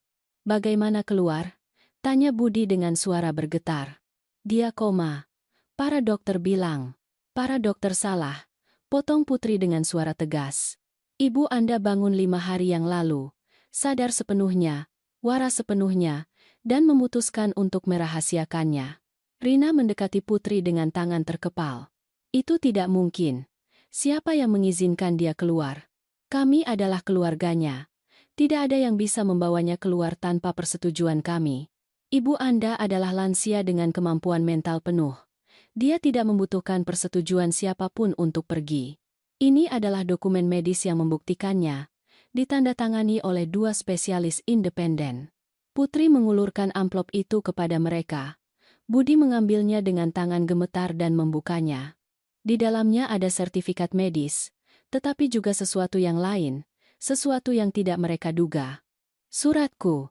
Budi mulai membaca dengan suara keras, dengan suara yang tercekat di setiap kata. Budi dan Rina, jika kalian membaca ini, itu karena kalian sudah menyadari bahwa aku tidak ada, bahwa aku melarikan diri, bahwa aku menipu kalian sama seperti kalian berencana menipu aku. Selama 5 hari aku berbaring di ranjang itu, berpura-pura tidak sadarkan diri sementara aku mendengarkan kalian merencanakan kematianku. Ya, kematianku, karena itulah tepatnya. Perintah untuk tidak melakukan resusitasi adalah hukuman mati yang disamarkan sebagai belas kasihan. Aku mendengar setiap percakapan, setiap rencana, setiap kata. Rina, Aku mendengar kamu mengatakan bahwa begitu perempuan tua itu meninggal dunia, kalian akan menjual rumahku seharga 8 miliar rupiah untuk membayar utang kalian dan pergi ke Bali. Aku mendengar kamu memeriksa laci-laciku mencari surat-surat. Aku mendengar kamu menilai barang-barangku seolah-olah itu adalah barang dagangan di pasar. Budi, aku mendengar kamu berbicara dengan bapak pengacara tentang menyatakan aku tidak mampu. Aku mendengar kamu menghitung berapa biaya honorariumnya, 85 juta rupiah ditambah pajak, untuk merampok apa yang kubangun selama 40 tahun. Aku mendengar kamu menangis, bukan untukku, tetapi untuk utangmu. Dan aku mendengar kamu menandatangani perintah untuk membiarkanku meninggal dunia jika jantungku gagal. Aku juga menemukan hal-hal lain, seperti 89 juta rupiah yang kamu habiskan dalam 6 bulan dengan kartu kredit tambahanku, yang kuberikan padamu hanya untuk keadaan darurat. Di sini terlampir laporan rekening. Makan di restoran tempat kamu menghabiskan 3.200.000 rupiah dalam satu malam, pakaian bermerek, televisi 42 juta rupiah. Apa yang merupakan keadaan daruratnya, nak? Keegoisanmu, kesenanganmu, ketidakmampuanmu untuk mengatakan tidak kepada istrimu, dan yang terburuk dari semuanya, aku mendengar pengakuanmu tadi malam, ketika kamu datang sendirian dan mengatakan kepadaku bahwa kamu lelah, bahwa kamu pecundang, bahwa aku sudah hidup cukup lama dan sekarang giliranmu. Kata-kata itu menghancurkan hatiku dengan cara yang tidak pernah terpikirkan. Karena aku mengerti sesuatu yang seharusnya aku pahami bertahun-tahun yang lalu. Anak yang kubesarkan, anak baik yang mencintai ibunya, anak itu meninggal dunia sudah lama sekali. Mungkin ketika dia bertemu Rina. Mungkin sebelumnya. Aku tidak tahu. Tetapi yang pasti aku tahu adalah ini. Kamu bukan lagi tanggung jawabku. Rumah di Bandung, yang sangat kalian dambakan, tidak akan pernah menjadi milik kalian. Pagi ini, dengan bantuan notaris yang disewa Joko, aku mengalihkan properti itu ke perwalian yang tidak dapat dibatalkan. Aku adalah satu-satunya pengelola selama aku hidup, dan ketika aku meninggal dunia, rumah itu akan disumbangkan sepenuhnya ke Yayasan Cahaya Harapan, yang mendukung wanita lanjut usia dalam situasi rentan. Rekening bankku telah ditutup. Aku membuka yang baru di bank yang berbeda dengan kode yang tidak akan pernah kalian ketahui. Pensiunku sebesar 6.200.000 rupiah akan disetorkan ke rekening baruku mulai bulan depan. Dokumen terlampir termasuk rekaman audio percakapan kalian dengan bapak pengacara di kamarku, laporan rekening yang menunjukkan penggunaan kartu kreditku secara curang, sertifikat medis yang membuktikan kemampuan mental penuhku, salinan perwalian yang tidak dapat dibatalkan, salinan perintah penahanan yang kuajukan pagi ini. Tak satu pun dari kalian boleh mendekatiku kurang dari 500 meter. Jika kalian melakukannya, kalian akan masuk penjara. Budi, kamu adalah seluruh duniaku selama 40 tahun. Aku memberimu semua yang kumiliki, dan banyak dari apa yang tidak kumiliki. Aku bekerja sampai menghancurkan tubuhku agar kamu memiliki apa yang tidak pernah kumiliki. Dan sebagai gantinya, kamu memberiku pengkhianatan. Aku tidak berharap kamu mengerti rasa sakit yang kamu sebabkan padaku. Aku tidak berpikir kamu mampu memahaminya.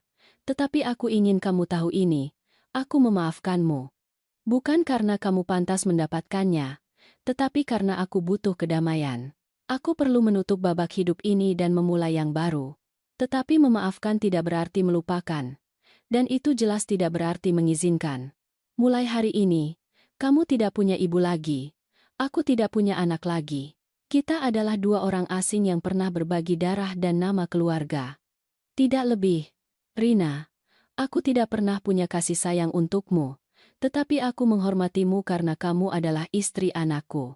Sekarang aku melihat bahwa kamu persis seperti yang dikatakan naluriku sejak hari pertama. Seorang wanita yang penuh perhitungan, dingin, dan manipulatif, yang melihat anakku sebagai seseorang yang lemah yang bisa dia kendalikan. Dan kamu berhasil. Kamu mengubahnya menjadi seseorang yang tidak dapat dikenali. Aku harap 7,8 miliar rupiah yang kalian harapkan sepadan. Karena itulah harga yang kalian tetapkan untuk hidupku. Dan harga itu tidak akan pernah kalian dapatkan. Sekarang kalian punya dua pilihan. Kalian bisa menerima situasi ini dengan harga diri dan melanjutkan hidup kalian. Membangun sesuatu untuk diri kalian sendiri. Atau kalian bisa mencoba mencariku, menggangguku, atau membuat masalah hukum. Jika kalian memilih pilihan kedua, kalian harus tahu bahwa aku memiliki salinan semua dokumen ini dengan 3 pengacara berbeda. 1 di Jakarta, 1 di Yogyakarta dan 1 di Surabaya. Jika sesuatu terjadi padaku, jika aku mengalami kecelakaan, jika aku meninggal dunia secara mencurigakan, dokumen-dokumen ini akan segera diserahkan kepada pihak berwajib. Aku juga merekam video lengkap yang menjelaskan segalanya, yang disimpan di kotak penyimpanan dengan instruksi khusus untuk membukanya jika sesuatu terjadi padaku. Jangan cari aku. Jangan telepon aku. Aku tidak ada lagi bagi kalian. Hiduplah dengan konsekuensi dari keputusan kalian. Hormat saya, Siti Moreno, seorang wanita yang akhirnya belajar untuk memilih dirinya sendiri. Menurut Putri, ketika Budi selesai membaca, dia terdiam. Surat itu jatuh dari tangannya ke lantai. Rina mengambilnya dan membacanya seluruhnya, dengan wajah berubah warna di setiap paragraf. Ini gila, bisiknya akhirnya. Wanita tua gila ini akan menghancurkan kita. Nah mulai, Injaka Nandui, wanita tua gila itu, kata Putri dengan suara dingin, adalah wanita paling berani yang pernah saya kenal. Dan kalian berdua adalah sampah paling tercela yang pernah saya lihat melewati rumah sakit ini. Padahal saya sudah melihat banyak hal. Budi menjatuhkan dirinya di kursi tempat dia duduk malam sebelumnya. Dia mulai menangis, bukan dengan isak tangis yang keras, tetapi dengan tangisan yang sunyi, pasrah. Aku kehilangannya, gumamnya berulang kali. Aku kehilangan ibuku. Aliman juga itu. Kebania, tidak, koreksi Putri. Ibu Anda kehilangan Anda. Sudah lama sekali. Dia baru menyadarinya. Rina mengeluarkan ponselnya dan menghubungi nomor. Bapak pengacara, saya butuh Bapak datang segera ke rumah sakit. Kami punya masalah. Bagaimana maksud Bapak tidak bisa membantu kami? Kenapa tidak? Perintah penahanan? Terhadap siapa? Terhadap kami? Tetapi, wajahnya memucat. Saya mengerti. Terima kasih. Dia menutup telepon dan menatap Budi. Pengacara bilang surat itu sah secara hukum. Dia bisa melakukan apapun yang dia inginkan dengan propertinya. Dan jika kita mencoba sesuatu, kita bisa berakhir di penjara karena percobaan penipuan warisan dan pelecehan lansia. Lalu, apa yang kita lakukan? Tanya Budi dengan suara putus asa. Rina menyimpan ponselnya di tasnya dan berjalan menuju pintu. Aku sudah tahu apa yang akan kulakukan. Aku pergi. Aku tidak menikahimu untuk hidup dalam kemiskinan, Budi. Aku menikahimu karena kamu menjanjikanku kehidupan yang nyaman. Dan kamu tidak hanya gagal memenuhi janji, tetapi sekarang kamu bahkan tidak punya warisan yang kamu yakinkan akan datang. Rina, tolong. Tidak. Sudah berakhir. Aku akan mengemas barang-barangku dan pergi ke tempat sepupuku di Surabaya. Semoga kamu baik-baik saja dengan kehidupan miskinmu. Dan dia pergi. Dia meninggalkan Budi duduk di sana, dikelilingi oleh kepingan hidupnya yang hancur. Putri bercerita kepadaku bahwa dia menatap surat di lantai selama hampir 1 jam. Kemudian dia mengambilnya, melipatnya dengan hati-hati, dan keluar dari rumah sakit berjalan seperti zombie. Malam itu, saat aku berada di Yogyakarta, di rumah Joko, minum teh hangat di taman di bawah bunga bugenvil ungu, teleponku berdering. Itu adalah nomor yang tidak kukenal. Aku menjawab dengan hati-hati. Bu, itu Budi. Suaranya terdengar hancur. Aku tidak mengatakan apa-apa. Aku hanya mendengarkan. Aku tahu aku tidak pantas ibu dengarkan. Aku tahu aku tidak berhak menelepon ibu. Tetapi aku perlu ibu tahu sesuatu. Ibu benar. Dalam segala hal. Aku pecundang, pengecut, anak yang buruk, dan aku harus menjalani sisa hidupku dengan mengetahui bahwa satu-satunya orang yang benar-benar mencintaiku hampir kubunuh demi uang. Diam. Kemudian isak tangis. Aku tidak meminta maaf karena aku tahu aku tidak pantas mendapatkannya. Aku hanya ingin ibu tahu bahwa aku menyesal. Aku akan melakukan apa saja untuk memutar waktu kembali dan menjadi berbeda, menjadi lebih baik. Dia menutup telepon. Dan aku tetap di sana, dengan telepon di tangan, menatap bintang-bintang di atas Yogyakarta, merasakan sesuatu yang aneh di dada. Itu bukan pengampunan, belum. Tetapi mungkin, suatu hari nanti, Itu bisa menjadi kedamaian. Sudah 3 bulan sejak pagi itu aku melarikan diri dari rumah sakit. 3 bulan yang terasa seperti 3 tahun, seperti 3 kehidupan yang berbeda. Sekarang aku duduk di teras rumah Joko di Yogyakarta, dengan secangkir kopi hangat di tanganku dan matahari sore memandikan taman bugenvil ungu. Aku bisa mendengar Joko di dapur bersenandung lagu sambil menyiapkan makan malam. Baunya seperti ayam bakar, nasi hangat, rumah kecil 2 kamar tidur ini menjadi tempat perlindunganku. Itu memiliki dinding yang dicat warna okre, lantai kayu yang berderit lembut saat kamu berjalan, dan jendela besar yang membiarkan cahaya dan udara masuk. Taman yang ditanam oleh istri Joko bertahun-tahun yang lalu sekarang penuh dengan kehidupan. Bugenvil, geranium, rempah-rempah. Aku telah menambahkan tanamanku sendiri, kemangi, daun ketumbar, sebatang kecil cabai. Minggu pertama terasa sulit. Aku tidak bisa tidur. Setiap suara membuatku terkejut. Setiap kali telepon berdering, jantungku berdebar kencang. Berpikir itu Budi, bahwa dia datang mencariku, bahwa entah bagaimana dia telah menemukan alamat ini. Tetapi Joko sabar. Dia memelukku ketika aku menangis. Dia membiarkanku berbicara selama berjam-jam tentang rasa sakitku, kesalahanku, kebingunganku. Dia tidak pernah menghakimiku, tidak pernah mengatakan, "Sudah kubilang. Agar aja. Bugar aja, agar aja, agar aja." Cinta seorang ibu tidak pernah mati sepenuhnya.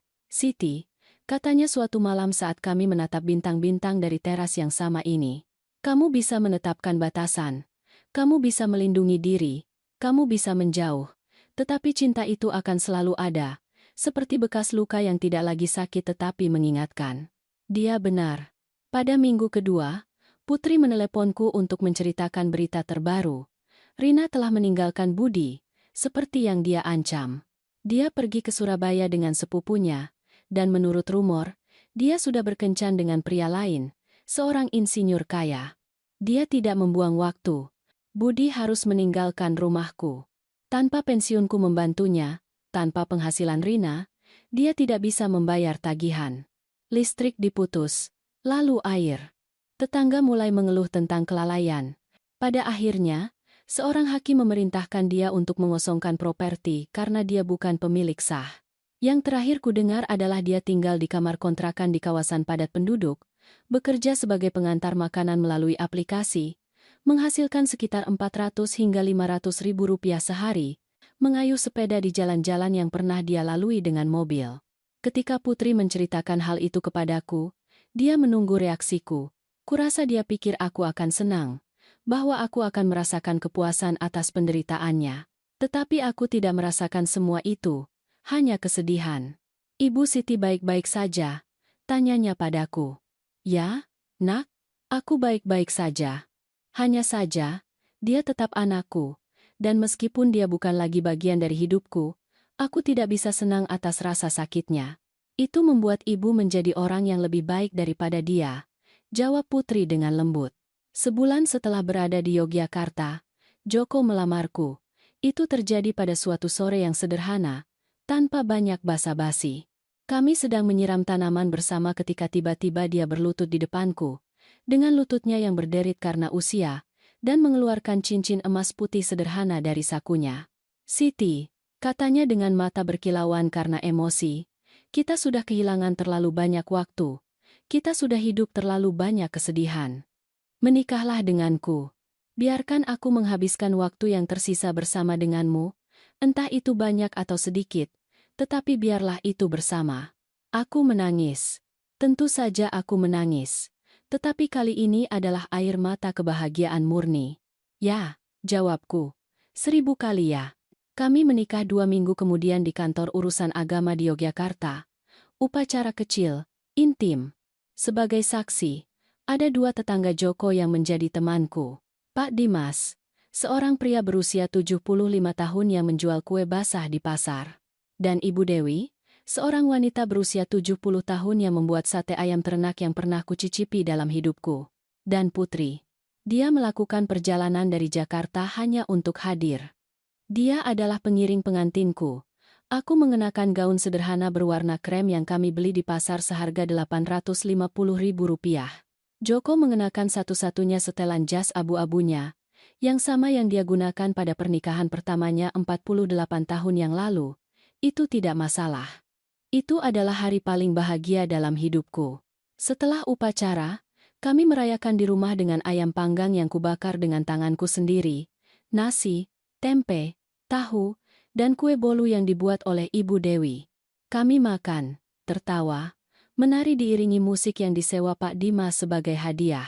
Malam itu, berbaring di sebelah Joko di ranjang pernikahan kami, menatap langit-langit berbalok kayu, aku bertanya, "Apakah menurutmu aku orang jahat karena telah meninggalkan anakku?" Joko memegang tanganku dalam kegelapan. "Kamu tidak meninggalkan anakmu, Siti. Anakmu meninggalkanmu lebih dulu, bertahun-tahun sebelum rumah sakit itu. Kamu hanya membuat keputusan untuk berhenti menjadi pelampungnya ketika dia mencoba menenggelamkanmu. Tetapi dia tetap anakmu. Itu tidak akan pernah berubah. Tetapi menjadi seorang ibu tidak berarti mengorbankan diri sampai menghilang. Itu berarti mencintai, ya. Tetapi itu juga berarti mengajar, dan terkadang pelajaran terbaik adalah membiarkan orang menghadapi konsekuensi dari keputusan mereka." Dia benar. Seperti biasa. 2 bulan setelah berada di Yogyakarta, aku menemukan tujuan baru. Ibu Dewi mengundangku untuk bergabung dengan sekelompok wanita lansia yang bertemu setiap hari Selasa di pusat komunitas. Prajurit Perak. Begitu nama mereka. Kami adalah 12 wanita antara 60 dan 78 tahun, semuanya dengan kisah serupa. Janda, ditinggalkan, dikhianati, tetapi penyintas. Kami mulai membuat kerajinan tangan untuk dijual di pasar. Aku mengajar membuat boneka kain menggunakan sisa kain. Yang lain mengajar menyulam, merajut, melukis di kayu. Dengan apa yang kami hasilkan, kami membantu wanita lansia di komunitas yang berada dalam situasi sulit, tetapi aku juga mulai memberikan kelas memasak tradisional. Pertama secara langsung, di dapur komunitas. Kemudian, dengan bantuan cucu Ibu Dewi, yang belajar komunikasi, kami mulai merekam video. Dapur Ibu Siti. Kami menamai salurannya. Kami mengunggah resep nasi uduk, sate ayam, sop, kue basah. Aku menceritakan kisah di balik setiap hidangan, rahasia yang diajarkan ibuku, teknik yang kupelajari selama bertahun-tahun menjual nasi uduk. Saluran itu tumbuh, lambat tetapi stabil. Pertama, 100 pelanggan. Kemudian, 1.000. Sekarang kami memiliki 47.000 pengikut. Itu tidak banyak dibandingkan dengan saluran lain. Tetapi bagiku itu adalah seluruh dunia. Karena setiap komentar yang kubaca mengatakan hal-hal seperti, "Nenekku memasak seperti ini." Resep ini membuatku menangis karena nostalgia. Terima kasih telah menjaga tradisi kita tetap hidup, dan beberapa bulan kami menghasilkan hingga Rp8.500.000 dari tayangan dan iklan. Uang yang kutambahkan ke pensiunku dan yang memungkinkanku hidup dengan harga diri, tanpa sepenuhnya bergantung pada Joko. 3 minggu yang lalu, aku menerima pesan di media sosial. Itu dari seorang wanita muda, mungkin berusia 30-an. "Ibu Siti, saya tidak tahu apakah ibu akan membaca ini, tetapi saya perlu memberitahu ibu bahwa saluran ibu menyelamatkan hubungan saya dengan nenek saya. Dia berusia 72 tahun dan setelah kakek saya meninggal dunia, dia mengalami depresi yang parah. Dia tidak mau memasak, tidak mau keluar, tidak mau apa-apa. Suatu hari saya memutar salah satu video ibu dan sesuatu dalam tatapannya berubah. Sekarang kami memasak resep ibu bersama setiap hari Minggu, dan nenek saya kembali tersenyum. Terima kasih telah mengembalikan nenek saya kepada saya." Aku menangis membaca pesan itu, karena aku mengerti sesuatu. Hidupku tidak berakhir ketika aku melarikan diri dari rumah sakit itu. Hidupku baru saja dimulai. Kemarin, tepat 3 bulan setelah pelarianku, teleponku berdering.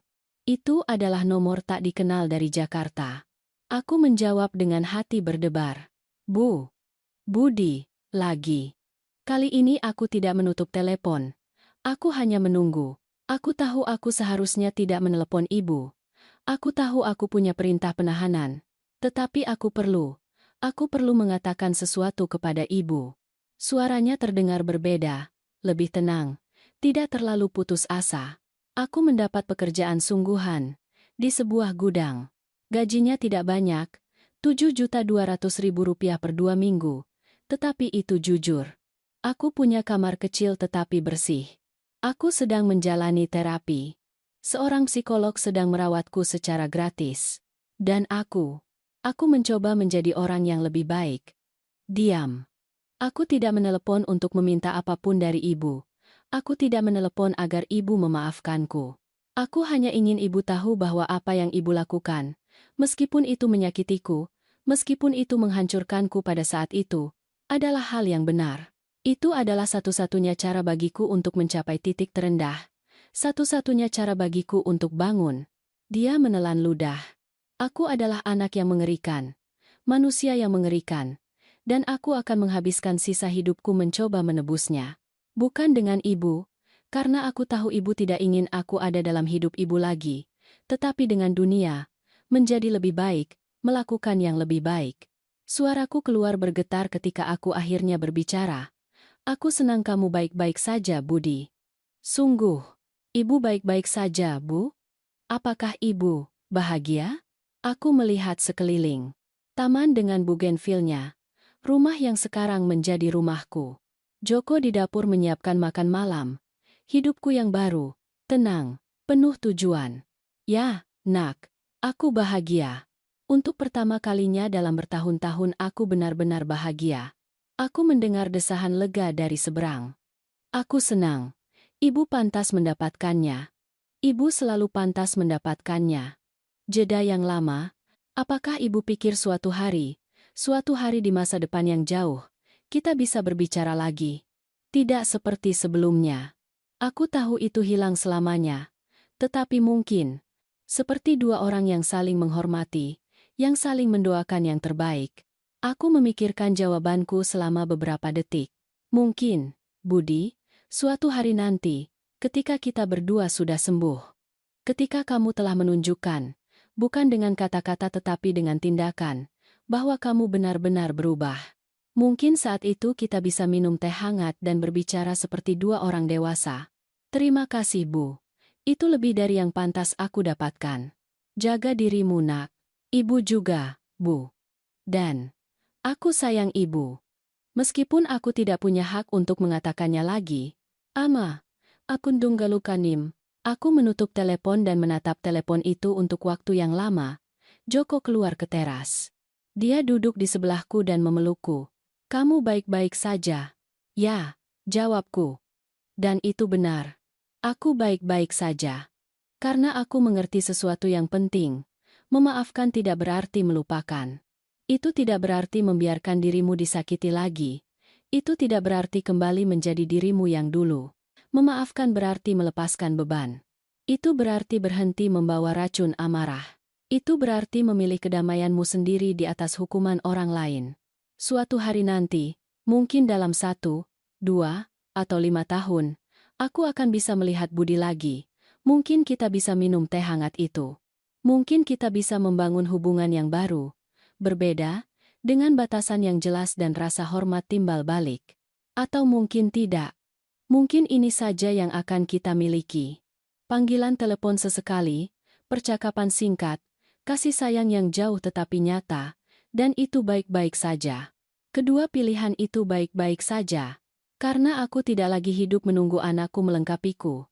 Aku tidak lagi hidup didefinisikan oleh peran ibuku yang berkorban. Aku tidak lagi mengukur nilaiku dari seberapa banyak aku bisa memberi sampai tidak ada lagi yang tersisa dariku. Sekarang aku hidup untuk diriku sendiri. Untuk Joko. Untuk teman-temanku dari kelompok itu. Untuk ribuan orang yang menonton videoku dan menemukan di dalamnya sepotong rumah. Aku berusia 68 tahun dan akhirnya aku belajar pelajaran terpenting dari semuanya. Tidak pernah ada kata terlambat untuk memulai lagi. Tidak pernah ada kata terlambat untuk memilih dirimu sendiri. Tidak pernah ada kata terlambat untuk mengatakan cukup dan membangun kehidupan yang pantas kamu dapatkan. Tadi malam, saat kami makan malam di teras di bawah bintang-bintang, Joko memegang tanganku dan berkata, "Tahukah kamu apa yang paling indah dari semua ini, Siti? Bahwa kita berdua berpikir hidup kita sudah berakhir, bahwa yang terbaik sudah berlalu, Dan ternyata yang paling indah baru saja dimulai. Dia benar. Pagi ini aku bangun dengan matahari masuk melalui jendela, nyanyian burung, dan aroma kopi yang disiapkan Joko. Aku bangun tanpa terburu-buru, mengenakan daster katun favoritku dan pergi ke taman untuk menyiram tanaman. Dan saat air jatuh di atas bougainville, aku memikirkan sesuatu yang dikatakan ibuku bertahun-tahun yang lalu, ketika aku masih kecil. Nak, bougainville itu seperti wanita kuat. Kamu bisa memangkasnya. Kamu bisa mengabaikannya, kamu bisa menganggapnya mati. Tetapi jika mereka memiliki akar yang kuat, mereka akan selalu mekar lagi. Selalu. Aku mekar lagi. Pada usia 68 tahun, setelah stroke, setelah dikhianati oleh darahku sendiri, setelah harus melarikan diri dengan ambulans di dini hari, aku mekar. Dan jika aku bisa melakukannya, kamu juga bisa. Karena tidak pernah ada kata terlambat untuk memilih kehidupan yang pantas kamu dapatkan, untuk menetapkan batasan, untuk mengatakan tidak, untuk menjauh dari orang yang menyakitimu, meskipun itu adalah keluargamu sendiri. Hidupmu adalah milikmu, harga dirimu adalah milikmu, kedamaianmu adalah milikmu, dan tidak ada seorang pun, sama sekali tidak ada seorang pun yang berhak mengambilnya darimu. Hari ini adalah hari Minggu. Joko dan aku pergi ke pasar pagi-pagi, seperti yang kami lakukan setiap akhir pekan. Kami membeli cabai, nanas, sayuran segar. Ibu Dewi menyimpan sate ayam terbaik untuk kami. Pak Dimas memberi kami kue basah yang baru dipanggang. Siang ini aku ada kelas memasak. Kami akan membuat ayam panggang tradisional. Aku sudah menyiapkan semuanya, bumbu, rempah-rempah. Dan kali ini aku akan menceritakan kisah ibuku. Bagaimana dia mengajariku resep ini ketika aku baru berusia 10 tahun. Sore ini aku akan pergi ke pertemuan keluarga. Bukan karena aku sangat religius, tetapi karena aku suka kebersamaan. Aku suka duduk di antara teman-temanku, menyanyikan lagu, merasa bahwa aku termasuk dalam sesuatu yang lebih besar dari diriku sendiri. Dan besok kami memulai lokakarya menyulam dengan prajurit perak. Kami akan membuat taplak meja untuk dijual di pekan raya desa bulan depan. Inilah hidupku sekarang. Sederhana, tenang, penuh tujuan, dan cinta sejati. Dan jika aku bisa kembali ke saat di rumah sakit itu ketika aku mendengar Rina merencanakan kematianku dan seseorang bertanya kepadaku, apakah ini sepadan? Semua rasa sakit ini, semua pengkhianatan ini, apakah sepadan? Jawabanku adalah, ya. Karena rasa sakit itu mengajariku sesuatu yang tidak akan pernah kupelajari dengan cara lain, bahwa cinta kepada orang lain tidak boleh mengorbankan cinta diri, bahwa menjadi orang baik tidak berarti menjadi keset, bahwa kamu bisa mencintai seseorang dan tetap melindungi dirimu dari mereka, dan bahwa kekayaan sejati bukanlah pada apa yang kamu miliki, tetapi pada apa yang tidak kamu biarkan diambil darimu. Harga dirimu, kedamaianmu, hakmu untuk bahagia. Itu tidak ada yang bisa mencurinya darimu, kecuali kamu mengizinkannya. Aku tidak mengizinkannya lagi, dan aku harap kamu juga tidak, karena hidup ini terlalu singkat untuk dijalani sambil berlutut.